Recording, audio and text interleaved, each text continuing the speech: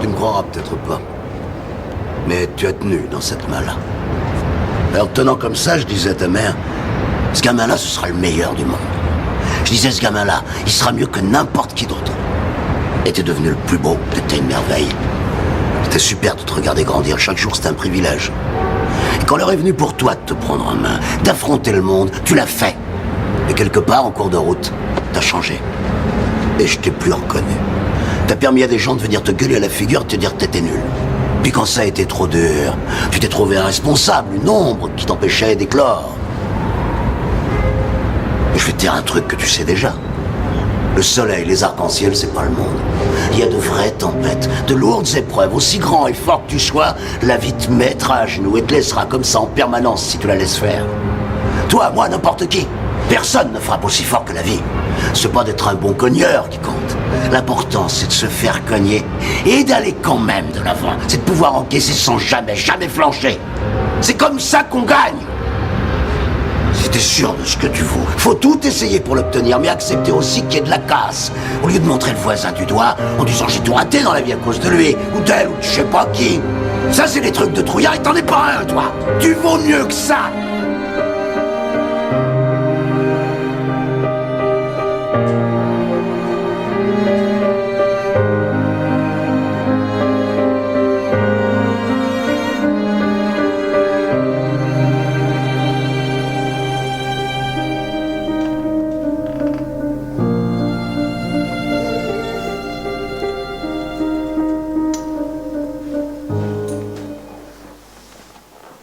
C'est fou comme le discours d'un boxeur dans un film peut dire des choses tellement fortes quand on essaie de faire abstraction du contexte.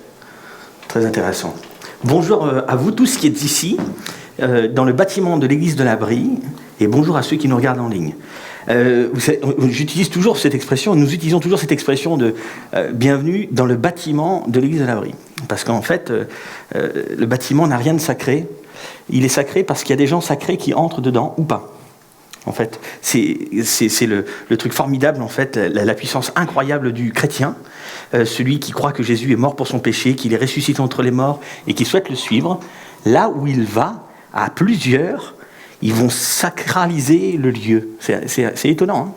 C'est pour ça que je le dis, en fait, à chaque fois. On pourra revenir sur le sujet, même si on en a déjà souvent parlé. Voilà, c'est pour ça que vous êtes bienvenus dans le bâtiment où l'église de la Brie se réunit. Ça va ? Ouais. Je trouve le choix des chansons avant, il y a des choses prenantes un peu partout, la thématique là est prenante. Qu'est-ce que je reçois comme, comme retour, comme commentaire, comme SMS sur tout ce sujet, ce mot de l'année qui est la résilience. Et continuer à se battre. Donc je suis très content de pouvoir avancer avec vous dans cette série.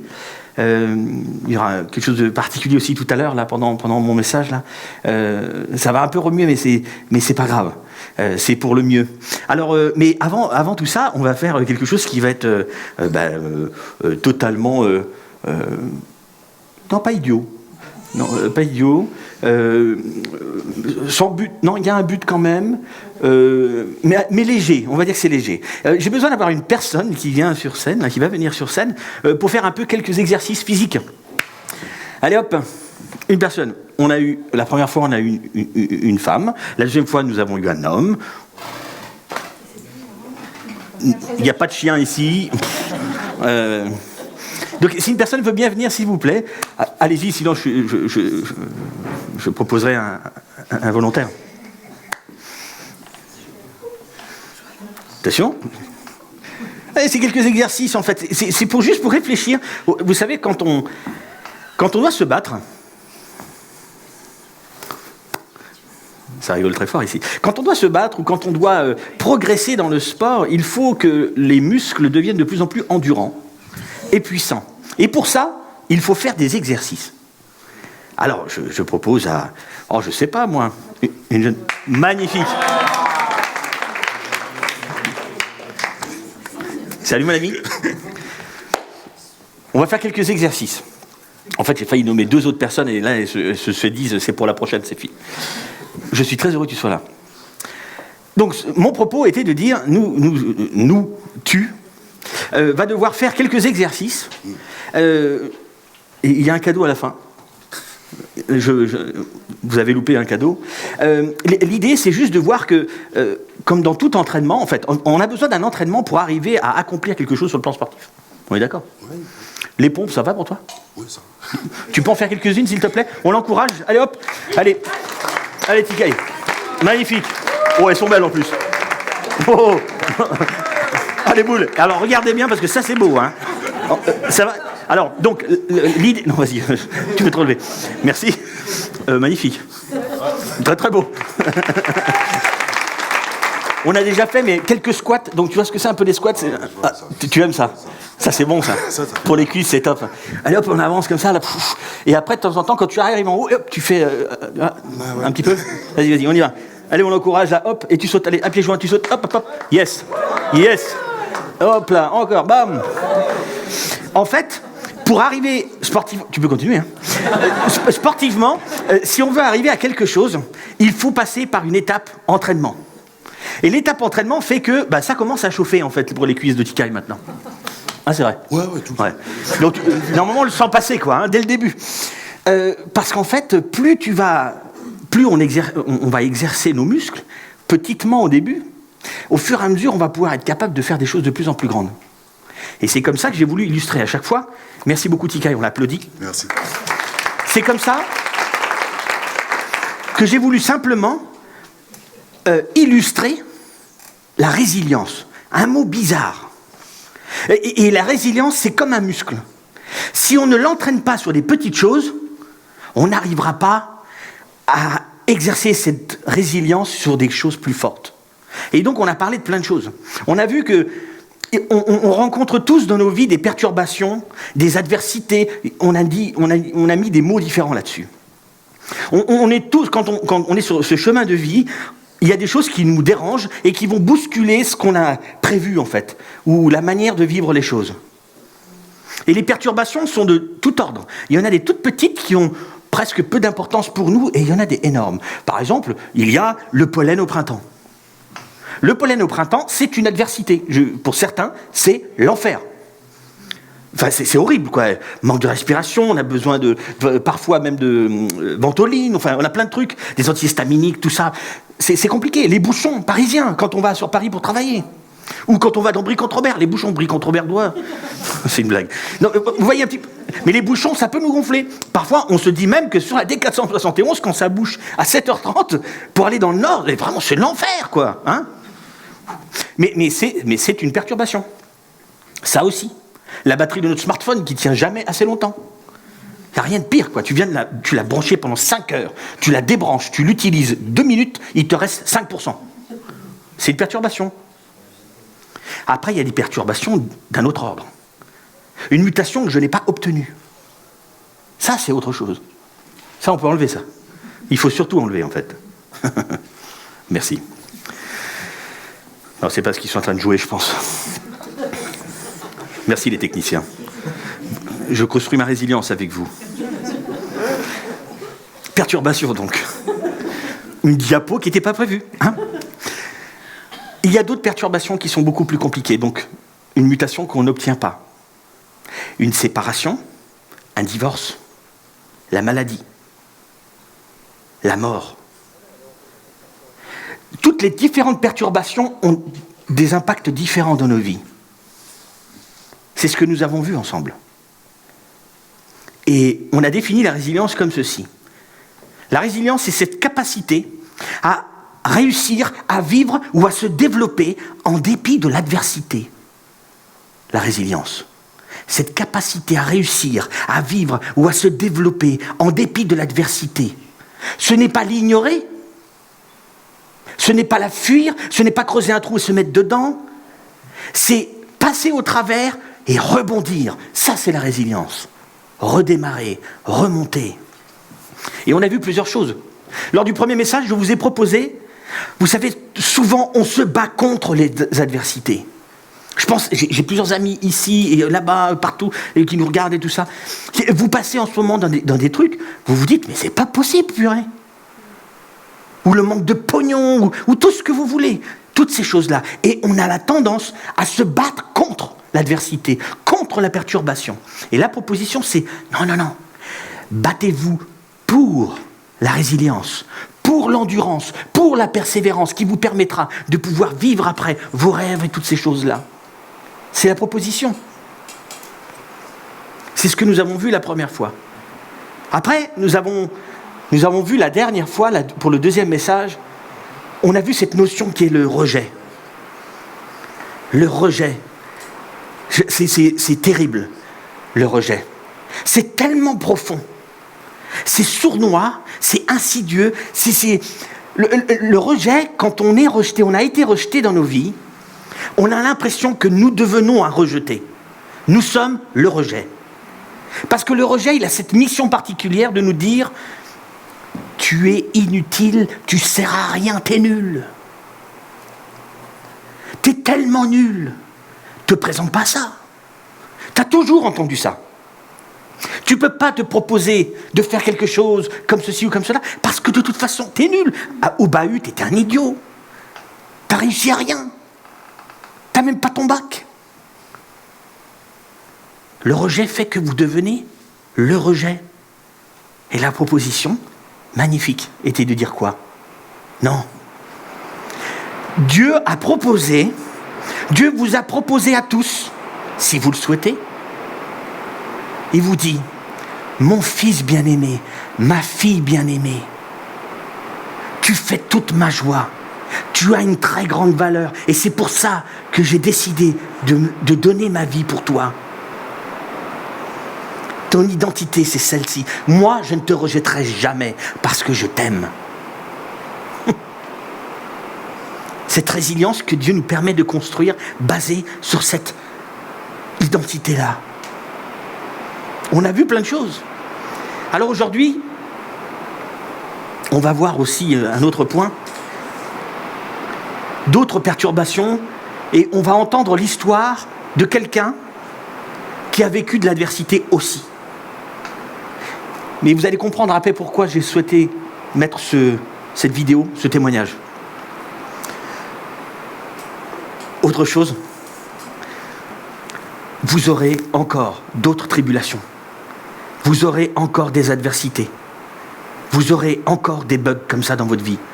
Jésus-Christ nous l'a promis. Pas par méchanceté, mais c'est un fait. Alors tous ceux qui disent « Si tu crois en Jésus-Christ, tu n'auras plus de problème », ce sont des menteurs. C'est clair? Ils auront des comptes à rendre d'avoir dit de telles idioties. C'est sûr, on va encore en vivre. On n'a pas envie de l'entendre quand on est au milieu de ça, hein? On n'a pas envie de l'entendre non plus quand on est au moment où tout va bien. Mais ça va encore arriver. Aujourd'hui, ce que j'aimerais faire, j'aimerais vous montrer une vidéo, mais en fait, c'est surtout écouter. J'ai reçu une lettre En fait, avec ma femme, avec Marie-Alice, on a un travail qui est génial. Il est à la fois génial, on a à la fois la chance, la grâce, de la joie, et parfois c'est limite de se dire un petit peu, presque une malédiction, d'entendre plein d'histoires. Alors, des fois, c'est pas toujours rose, quoi. Et j'en rencontre tellement des pas roses. Tellement de gens qui vivent qui ont subi des choses, qui morflent. C'est dingue, ça nous rend dingue parfois. Des fois, on en pleure tous les deux, on discute, on pleure pour ces gens, etc. Et ça vous arrive aussi à vous, hein. Mais je trouve le nombre d'histoires qu'on peut entendre. Et ce que vous allez entendre, c'est l'histoire de quelqu'un, et son histoire m'a beaucoup touché. On s'est retrouvés tous les deux, et on s'est fait un resto. Et quand il parlait, il ne savait pas évidemment, j'étais déjà en train de préparer mon message d'aujourd'hui. Et quand il parlait, je me suis dit, mais il est en train de dire ce que je vais dire. Il est en train de décrire ce que j'aimerais transmettre.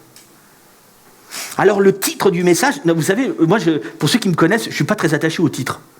des messages, c'est le cœur de ce que je veux dire, c'est pas forcément le titre. Mais j'ai mis un titre à cette vidéo quelque part. Et ce titre va peut-être choquer, mais c'est pas grave, on va avancer ensemble. Mes soucis sont ma force.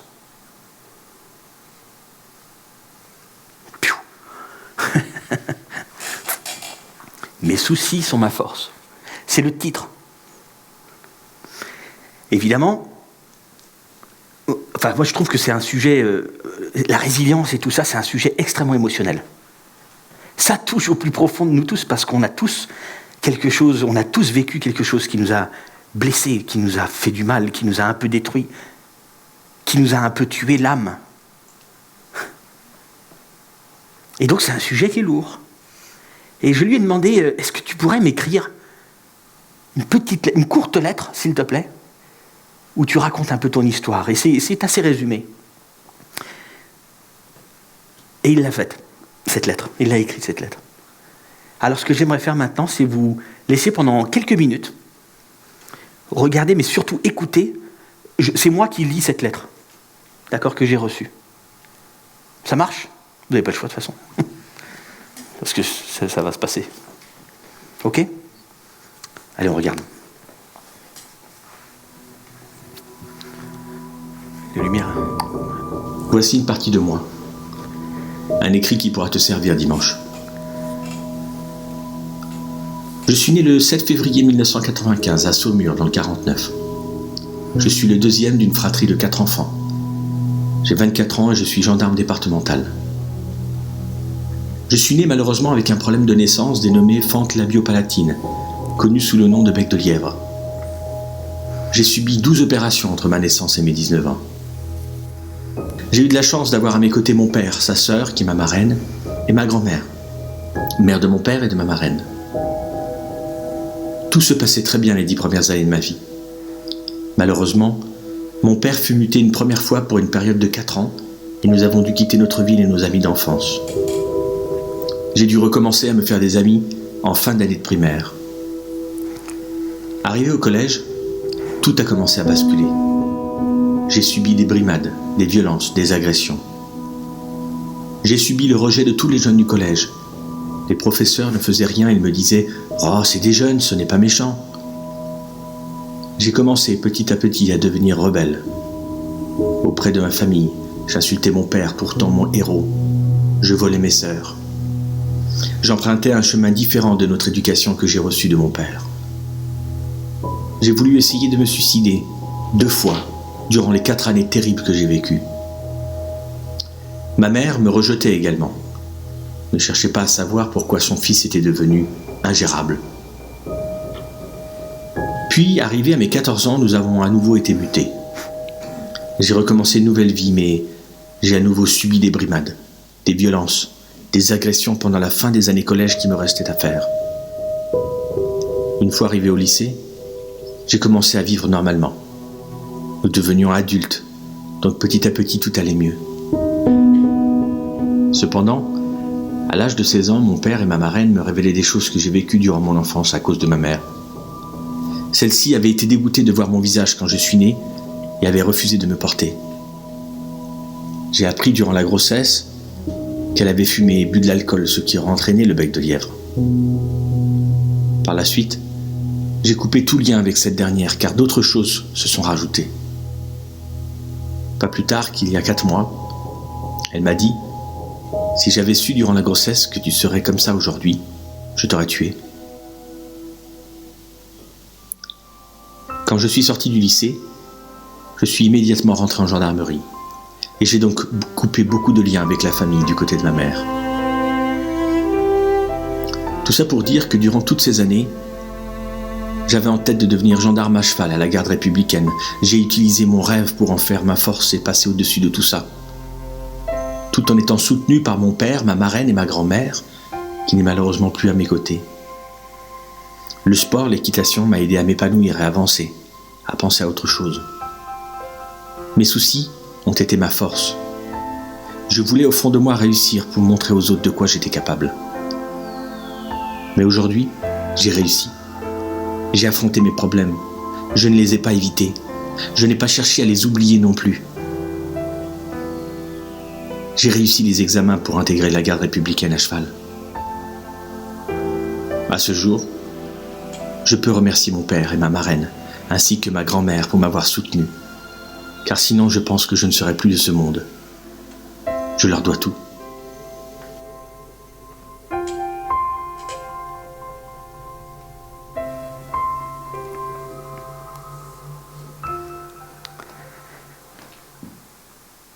Il y a des phrases que je trouve choquantes. J'aurais préféré te tuer. C'est terrible.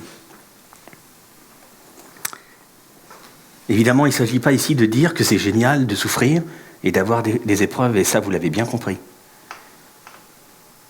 On ne se réjouit pas de ça. Mais on parle bien ici de résilience.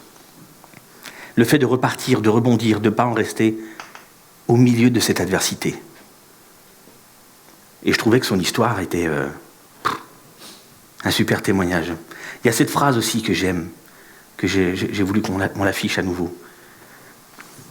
Mais aujourd'hui, j'ai réussi, j'ai affronté mes problèmes, je ne les ai pas évités, je n'ai pas cherché à les oublier non plus.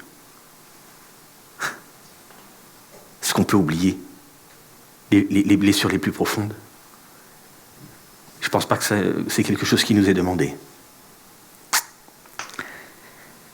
Vous savez, je vais dire quelque chose qui peut paraître très étrange, mais votre adversité, les choses les plus graves que vous avez pu vivre peut-être dans votre vie, peuvent devenir un don. Quand je dis ça, je sais ce qu'on pense à l'instant même. Certains voudraient peut-être même m'insulter. Mais il va falloir écouter jusqu'au bout. Mais votre souffrance, votre adversité peut devenir un don. J'aimerais, pour parler de ça, j'aimerais aborder un texte qui se trouve dans le Nouveau Testament, dans la Bible, dans un des livres qui composent la Bible, où il y a cette personne qui s'appelle l'apôtre Paul, qui a écrit la moitié du Nouveau Testament. Et l'apôtre Paul, il s'y connaît hyper bien dans l'adversité, vivre l'adversité. Et ce qui est très intéressant dans sa vie, c'est que c'était un homme qui était extrêmement religieux. Et comme tout homme qui est orienté dans tout ce qui est religiosité, en appliquant juste des règles, etc., on ne se rend pas compte qu'on est capable de faire au bout d'un moment quelque chose qui peut être terrible. Paul était quelqu'un qui était passionné par sa religion. Il détestait ceux qui suivaient ce Jésus-Christ, les chrétiens. Ceux qui croient en Jésus-Christ, mort pour leurs péchés, ressuscité d'entre les morts, et qui souhaitaient le suivre. Et Paul avait de la joie à les persécuter, à les voir mourir. Alors il a été quelqu'un qui a mis beaucoup d'adversité, de perturbations dans la vie de beaucoup de gens. Et un jour, il est sur la route et il rencontre Jésus-Christ. Et là, sa vie est bouleversée. Bouleversée.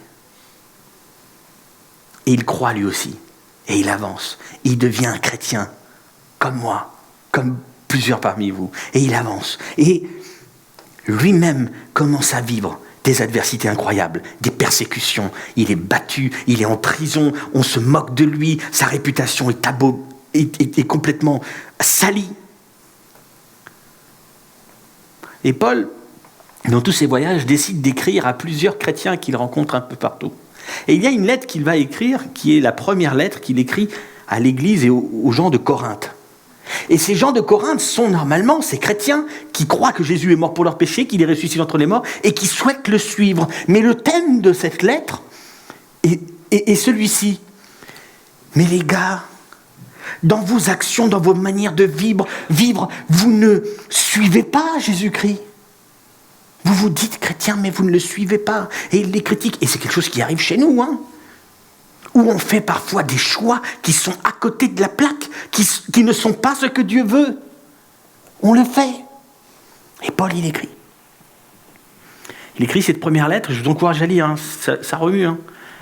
Et plus tard, quelques années plus tard, il va écrire une deuxième lettre. Et dans cette deuxième lettre-là, il va beaucoup parler de lui, de ce qu'il a vécu avec ses amis disciples. Ils sont ensemble et ils avancent et ils décrivent beaucoup de choses. Et je vais baser ce que je vais vous dire maintenant sur cette deuxième lettre que Paul a écrite aux gens de Corinthe. Et c'est au chapitre 1 que Paul va commencer directement à dire des choses qui nous concernent. Et en fait, ce qui est très intéressant, c'est que Paul va dire, dans toutes ces adversités que l'on a pu vivre, nous, et que vous vivez, Dieu nous a donné, Dieu nous donne quelque chose, mais qu'on ne doit pas garder que pour nous. Et c'est ça qu'on va voir. Voici ce que Paul va dire au chapitre 1, verset 3. « Béni soit Dieu, le Père de notre Seigneur Jésus-Christ, le Père qui est plein de bonté, le Dieu qui réconforte dans toutes les situations. » Il y a trois définitions là, de Dieu. Il est le Père de Jésus-Christ. Il est le Père qui est plein de bonté. Et il est celui qui apporte le réconfort dans toutes les situations, ou qui réconforte de différentes manières selon les traductions. Et vous savez, ceux qui croient, ceux qui sont chrétiens, vous pouvez témoigner que plusieurs fois dans votre vie, vous avez été réconfortés par Dieu. Et ce qui est très intéressant, c'est que ce réconfort qu'on peut vivre avec Dieu n'est pas juste suite à la prière. Souvent, et je dirais le plus souvent, ce réconfort vient d'autres personnes. Parce que nous sommes tous un peu comme un conduit, un média entre Dieu et les autres. Et le réconfort passe au travers des autres. C'est incroyable. Et c'est ce qu'il dit là. Le Dieu qui réconforte dans toutes les situations de différentes manières. Hein. Et Paul va continuer. Il nous réconforte dans toutes nos détresses. Afin, il y a une suite. Il nous réconforte, nous, dans toutes nos détresses. Oui. Mais afin qu'à notre tour, nous soyons capables de réconforter ceux qui passent par toutes sortes de détresses, en leur apportant le réconfort que Dieu nous a apporté. On a reçu du réconfort de Dieu, afin qu'à notre tour, on puisse réconforter d'autres. C'est beau, je trouve. C'est pas que pour nous. Vous savez, il y a une phrase qu'on aime bien dire ici, dans l'église, là, c'est que les pardonnés pardonnent. Hein? Si on a été pardonné, on pardonne. Et en fait, moi j'ai envie d'ajouter ça. Les confortés réconfortent. Si vous avez été réconforté, réconfortez. Ça devrait être automatique. En tout cas, on devrait commencer à s'y mettre. Les conforter réconfortent. Paul de continuer. De même, en effet, que les souffrances de Christ surabondent dans notre vie, le réconfort qu'il nous donne surabonde. Évidemment, on préfère quand le réconfort surabonde plutôt que les souffrances de Christ. On est d'accord là-dessus. Les souffrances de Christ, c'est la même chose que Christ a pu vivre. Le rejet, l'humiliation, les coups, les crachats, la réputation salie. Paul l'a vécu. Et ici, là, il y en a un paquet qui l'ont vécu. Un paquet qui l'a vécu. L'humiliation, le mépris, et toutes ces choses. Les souffrances de Christ, là, il identifie les souffrances que l'on vit parce qu'on souhaite aussi vivre comme Christ. Elles surabondent dans votre vie, mais le réconfort qu'il nous donne surabonde aussi. Et il continue. Si donc nous passons par la détresse, c'est pour votre réconfort et votre salut. Si on passe par tout ça, et que l'on vit cela nous aussi, cette détresse, et ce réconfort dans la détresse, cette résilience que nous sommes en train de construire, c'est aussi pour vous qu'on vit ce que l'on vit.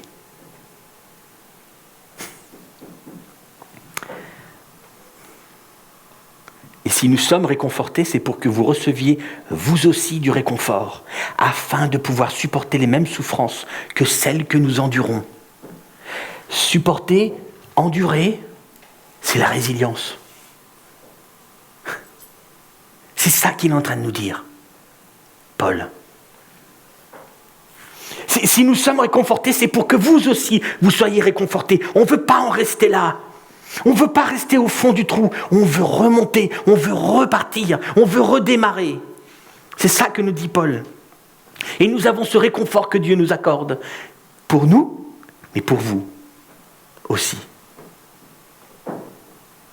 Paul qui continue. Et nous possédons à votre sujet une ferme espérance. Car nous savons que si vous avez part aux souffrances, vous avez aussi part au réconfort. Plusieurs parmi vous, moi, j'ai eu des gens qui m'ont déjà dit « Tu pourras passer au travers de tout ça, tu y arriveras. » Et vous l'avez vécu, ça fait du bien. Quelqu'un qui vous dit « Tu pourras passer au travers de tout ça, c'est bon. » Mais alors combien plus grand est « Nous possédons à votre sujet une ferme espérance. » Combien c'est plus grand et plus fort quand on nous dit « Tu passes au travers de ça, nous allons ensemble passer au travers de tout ça. Tu ne seras pas seul. Je t'apporterai à manger. Je passerai du temps avec toi, je ferai des ménages avec toi, j'en sais rien. Mais on va passer tout ça ensemble. » Combien c'est plus grand et plus fort encore. Nous y arriverons ensemble. T'inquiète, tu n'es pas seul. C'est pour ça qu'on peut mettre cette phrase-là. Nous possédons une ferme assurance. On aurait dû mettre le « nous » en jaune. Je me suis planté, tu vois. Nous possédons une ferme assurance. Nous. Et Paul qui continue. Il faut en effet que vous sachiez, frères et sœurs, quelle détresse nous avons connue dans la province d'Asie. Nous étions écrasés, à bout de force, au point même que nous désespérions de conserver la vie. Si j'ai voulu ajouter ce verset-là, c'est parce qu'après Paul, dans le reste du livre-là, il va décrire beaucoup de choses qu'ils ont vécues ensemble, tous ces gars. Mais ce que je trouvais important, c'est on était tellement désespérés. On était tellement désespérés que nous n'avons même plus envie de conserver la vie. Combien de personnes ici ont déjà pensé à ça? Tu es tellement au fond du trou que tu ne veux même plus conserver ta vie. Dans l'histoire qu'on a entendue tout à l'heure, il l'a dit à plusieurs reprises. Donc Paul, quand il écrit tout ça, il est en train de dire « On a été à un moment, mais on préférait mourir en fait. » Mais nous avons cette ferme assurance que Dieu nous apporte du réconfort pour moi, pour nous, pour le transmettre aussi aux autres. Alors j'aimerais vous laisser 4 choses aujourd'hui. 4. Que vous pouvez emporter chez vous si vous le souhaitez. Des actions pratiques. Tout ça là pour bâtir notre résilience, pour pouvoir remonter, redémarrer, renaître au milieu de l'adversité qui nous tue. La première chose que j'aimerais que vous puissiez garder, c'est ceci. On ne peut devenir résilient seul. En fait, on ne peut pas être trop costaud pour bâtir notre résilience tout seul. Ça ne marche pas. Ça ne marche pas. On a besoin des autres. Pour être résilient, j'ai besoin d'avoir d'autres personnes avec moi. Je n'arriverai pas seul. C'est peut-être une mauvaise nouvelle pour certains. Je ne peux pas y arriver seul, à bâtir cette résilience, à pouvoir réussir, vivre, me développer en dépit de l'adversité. Je ne peux pas le vivre seul. On ne peut pas. C'est pour ça que moi je suis fan de la vraie Église. L'ensemble des gens qui croient et qui se soutiennent et qui s'aident ensemble. Et ils se frottent, des fois, on se met des coups aussi, parce qu'on est là, on a du caractère et tout, mais on est ensemble. Et on bâtit notre résilience ensemble. Il y a des personnes ici qui vivent des trucs abominables ou qui nous regardent, des trucs détestables, des trucs qui nous mettent en colère. Mais on est ensemble. Hey. On ne peut pas devenir résilient seul. On a besoin des autres. Deuxième chose à garder. Waouh! Il y a des personnes autour de vous qui ne peuvent devenir résilients sans vous. Eh ben ouais. C'est pas que moi, vous voyez? En fait, il y a des gens autour de vous qui ont besoin de vous afin de devenir résilients. Vous avez une très grande valeur, aussi dans le domaine de la résilience. Il y a des personnes autour de vous qui ont besoin de vous pour devenir résilients, pour pouvoir repartir, pour pouvoir réussir, pour pouvoir vivre, pour pouvoir se développer en dépit de l'adversité.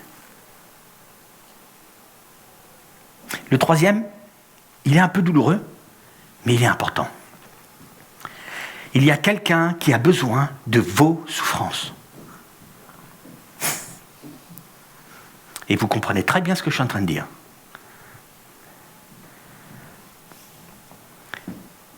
Il y a quelqu'un qui a besoin de vos souffrances. Quelqu'un qui a besoin de comprendre ce par quoi vous êtes passé. Les effets, les pensées, tout ça. Il y a des personnes qui ont besoin d'entendre aussi. De savoir par quoi vous êtes passé pour pouvoir remonter. Parce qu'eux sont dedans, ils ne vous l'ont peut-être pas dit, mais ils ont besoin. Ça ne veut pas dire qu'on doit crier haut et fort devant tout le monde tout ce qui se passe de nos vies. Non. Mais il faut être attentif. Il y a des personnes, parce que des fois vous entendez que quelqu'un a vécu quelque chose et vous pourriez dire votre mot. Faites-le pour son bien. Parce qu'il y a des personnes qui ont besoin d'entendre vos souffrances et ils en ont peut-être besoin pour eux remonter du milieu de leur adversité. La quatrième chose à garder,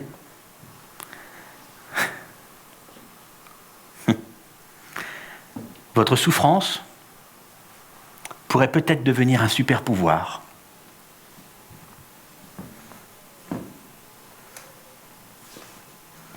On n'est pas dans Marvel, on n'est pas dans DC Comics. Mais votre souffrance peut aussi devenir une force, un don pour aider les autres. Vous savez, vous êtes qui vous êtes aujourd'hui, aussi parce que vous êtes passé au travers des pires choses, de certaines pires choses que vous connaissez. Et ça vous a fait comme vous êtes aujourd'hui. Et ça peut devenir un super pouvoir, non pas que c'est une bonne chose, on est toutes ces choses-là. Je vous dis juste, vous pouvez vous en servir comme un super pouvoir. Vous êtes la personne que vous êtes aujourd'hui, aussi parce que vous êtes passé au travers de choses terribles ou de choses difficiles. Et ça peut servir tellement d'autres personnes autour de vous. Tellement.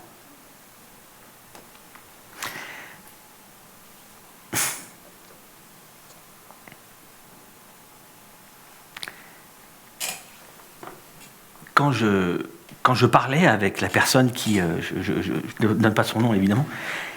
Quand j'ai parlé avec cette personne au restaurant, dont on a entendu une partie de son histoire, enfin un résumé de son histoire tout à l'heure, il y a un truc qui m'a remué, et j'ai réussi à ne pas avoir une petite larmette. J'avais même pas de poivre à côté de moi pour faire, tu vois. Mais il me dit, tu sais, aujourd'hui je suis qui je suis, et je veux m'en servir. Dans mon boulot, je rencontre plein de personnes qui sont comme moi j'étais. Le même état de rejet, d'humiliation, etc. Et aujourd'hui, en fait, je fais aussi ce que je fais parce que j'ai envie de dire aux autres qui peuvent remonter. On peut passer au travers. Mais il me disait, mais il y a quelques années en arrière, boum. Mais aujourd'hui, ma souffrance, elle a un but. Elle a eu un sens. Et vous savez, quand la souffrance a un but et un sens, elle devient un peu moins souffrance. Et c'est exactement ce que j'ai envie de vous dire aujourd'hui.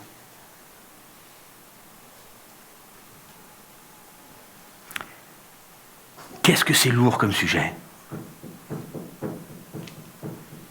On est tous concernés. Tous. Évidemment, jamais on aimera les mauvaises choses qu'on a pu vivre dans nos vies. Jamais. On les déteste de tout notre cœur. Jamais on voudrait le revivre. Jamais. Mais, si j'arrive à y trouver un sens de ce passage au travers de cette horreur, ça deviendra un peu moins une souffrance pour moi. Ça restera une horreur du passé. Mais je vivrai moins la souffrance. La vraie résilience, c'est ça.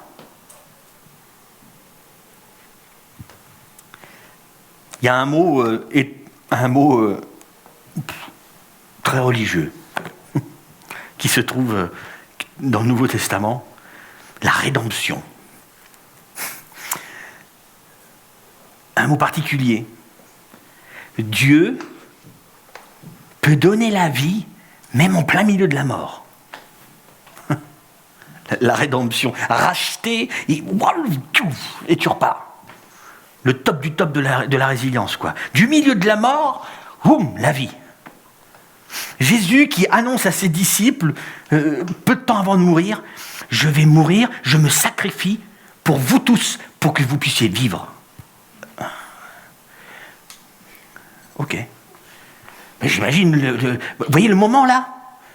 Du milieu de la mort, Dieu peut nous donner la vie.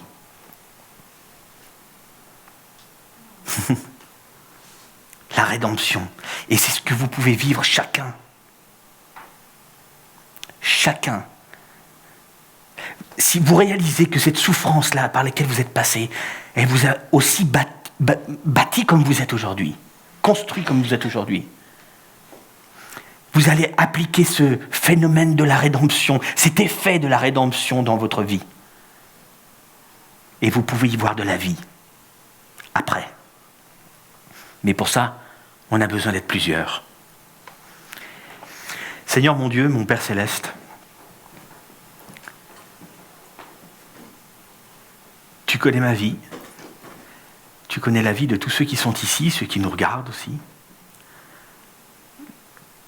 Tu connais les quelques événements qui nous sont tombés dessus,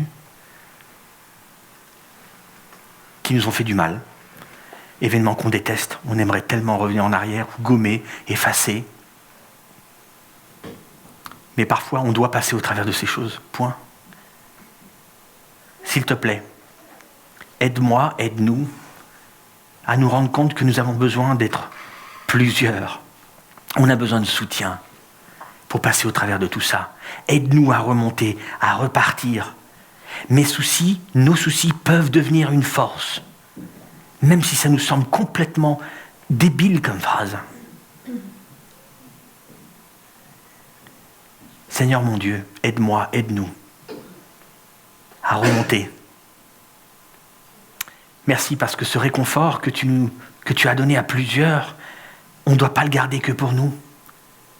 On peut le redistribuer. Merci mon Dieu pour ce réconfort que tu nous donnes à tout moment, quelle que soit la détresse, quelle que soit la situation. C'est au nom de Jésus-Christ que je prie. Amen.